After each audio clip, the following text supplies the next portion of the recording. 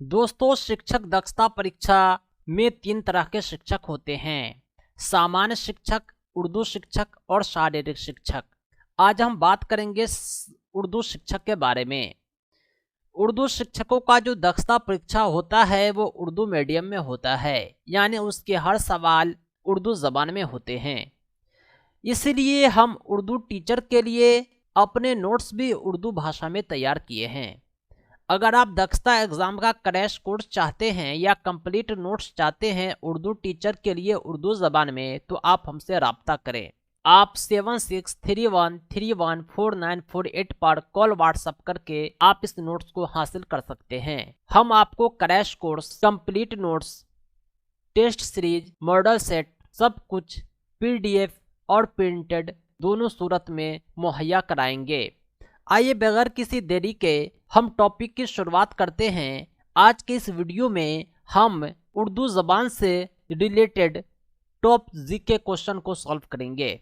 यह वीडियो हमारे नोट्स का ही एक पार्ट है जिसमें हमने टोटल 500 जीके क्वेश्चन आपको दिए थे 112 पेज के। आइए इसी के कुछ क्वेश्चन को सॉल्व करते हैं। सबसे पहला सवाल है, तूतिए हिंद किसे कहा जाता है? तूतिए हिंद के नाम से अमीर खुसरो जाने जाते हैं। अगला सवाल है, हिंदुस्तान का कौमी फल क्या है? हमारा जो मुल्क है हिंदुस्तान, यहाँ का कौमी फल आम है। सही जवाब ऑप्शन डी। तुलुए आफताब का मुकाम किस मुल्क को कहा जाता है? यानी वह मुल्क कौन है जहाँ सूरज सबसे पहले उगता है? वह मुल्क जो है जापान है। जापान में सूरज सबसे पहले उगता है। अगला सवाल है, बुलंद दरवाज़ा की तामीर किसने कराई थी? दोस्तों, बुलंद दरवाज़ा जो है गुजरात में है। इसकी तामीर कराने वाले अकबर थे। अकबर ने बुलंद दरवाजे की तामीर कराई थी।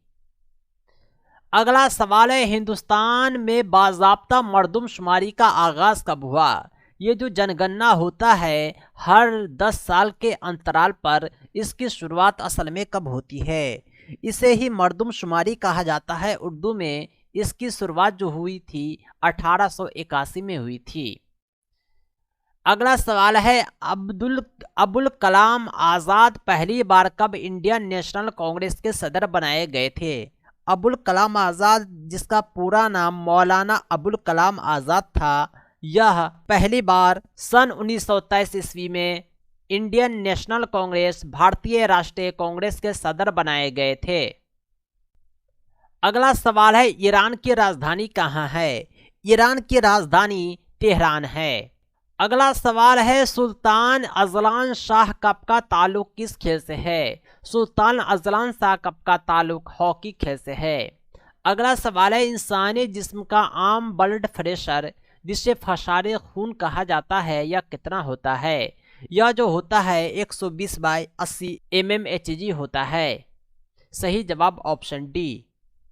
आइए इसी तरह हम कुछ और क्वेश्चन सॉल्व करते हैं। कबूतर परिंदा किस चीज़ की निशानी है? कबूतर जो होता है अमन व अमान की निशानी होता है, यानी यह शांति का प्रतीक होता है।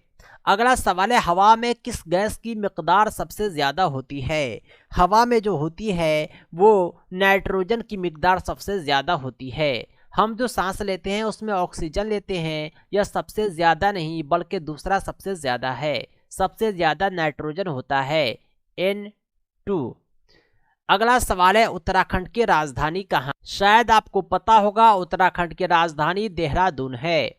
अगला सवाल है, क्रिकेट इज़ माई स्टाइल, इसके मुसन्निफ कौन हैं? यह एक किताब है क्रिकेट इज माई स्टाइल। इसके जो लेखक हैं कपिल देव हैं। कपिल देव के बारे में ये बतला दूं कि इसी की कप्तानी में 1983 में पहली बार भारत ने वर्ल्ड कप जीता था। अगला सवाल है, दुनिया की सबसे तवील आइन किस मुल्क का है? दुनिया का जो सबसे बड़ा संविधान है, तवील आइन है, वो हिंदुस्तान का है, हमारे देश का। अगला सवाल है, सार्क इसका मरकज़ क्या है? ये सब जो होता है देशों का संगठन होता है। इसका मरकज़ नेपाल में है, काठमांडू में। अगला सवाल है, 2011 की मरदमशुमारी के अनुसार दूसरा सबसे बड़ा सूबा कौन है? 2011 में जो मरदमशुमारी हुआ था आबादी के हिसाब से दूसरा सबसे बड़ा बिहार था। सही जवाब ऑप्शन बी। अगला सवाल है योजना आयोग के पहले सदर कौन थे? अभी योजना आयोग का नाम बदलकर नीति आयोग कर दिया गया है। पहले यह योजना आयोग के नाम से ही जाना जाता था। इसके पहले सदर जो थे वो पंडित जवाहरलाल नेहरू थे। अगला सवाल है हिंदुस्तान में मुसलमानों के आला तालीम के लिए सबसे पैरोकार थे। हिंदुस्तान में मुसलमान के आला तालीम के लिए जो सबसे बड़े रहनुमा गुजरे हैं उसका नाम था सर सैयद अहमद खां।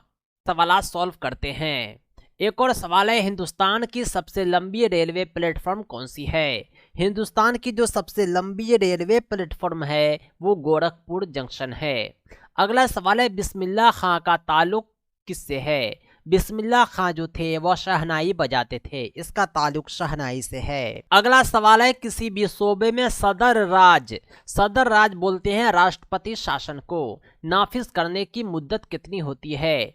किसी भी सूबे में राज्य में जो राष्ट्रपति शासन लागू होता है सदर राज नाफिज होता है, उसकी मुद्दत 6 महीने होती है।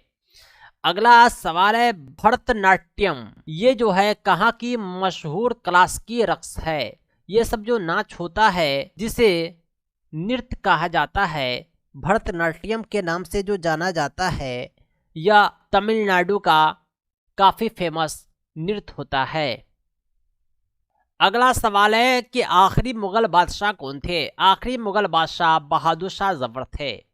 मुगल काल की शुरुआत बाबर से शुरू होती है और बहादुर शाह जफर पर खत्म हो जाती है।